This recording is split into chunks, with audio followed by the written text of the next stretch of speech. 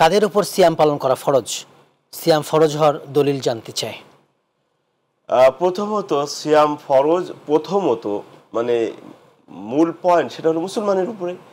দ্বিতীয়ত মুসলমানদের মধ্যে হতে যারা বালেগ, বয়সপ্রাপ্ত, আকেল, সুস্থ মস্তিষ্ক এবং অসুস্থ থেকে যারা মোটামুটি মুক্ত, সুস্থ আর কি, তাদের উপরে, এবং যারা সফরে নেই, মুকিম অবস্থায় বাড়িতে অবস্থানরত, তাদের উপরে সিয়াম ফরজ। আর দলিল যদি জানতে চান, যেমনটি আল্লাহ সুবহানাহু ওয়া তাআলা সূরা বাকারাতে বলেছেন, কুতিবা আলাইকুমুস সিয়াম কামা কুতিবা আলাল লাযিনা মিন ক্বাবলিকুম লাআল্লাকুম তাত্তাকুন।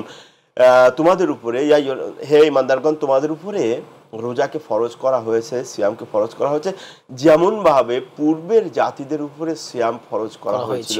লক্ষ্য উদ্দেশ্য কিন্তু একটাই, সেটা হলো যাতে করে তোমরা পরেজগার হতে পারো, তাকওয়া, আল্লাহ ভীতি অর্জন করতে পারো। এটা হাসান, জাযাকুমুল্লাহ খাইর। আর যদি সুন্নাহ থেকে দলিল চান, अवेलेबल আছে।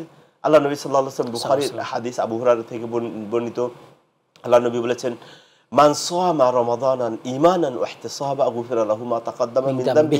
যে ব্যক্তি ঈমানের সাথে সওয়াবের প্রত্যাশায়, মানে সওয়াবের আশা করে, দুইটা শর্ত, হ্যাঁ, এই দুটো শর্তকে সামনে রেখে, এই দুটি চাওয়া পাওয়াকে সামনে রেখে রোজা রাখবে, আল্লাহ নবী সাল্লাল্লাহু আলাইহি ওয়াসাল্লাম বলেছেন, গুফিরা লাহু মা তাকাদ্দামা মিন যামবি, তার পূর্বের গুনাহ মাফ করে দেওয়া হয়, ছোট ছোট গুনাহ, ছোট ছোট সগীরা গুনাহ। আবার ওই যে ইবনে উমরের যে হাদিসটা, বুনিয়াল ইসলামু আলা খামস, ওখানে হাদিসে উল্লেখ হয়েছে যে ইসলাম 5টি স্তম্ভের উপরে ফরজ, তার ভিতরে একটি সিয়াম, এটাও একটা দলিল। আরো অনেক দলিল আছে।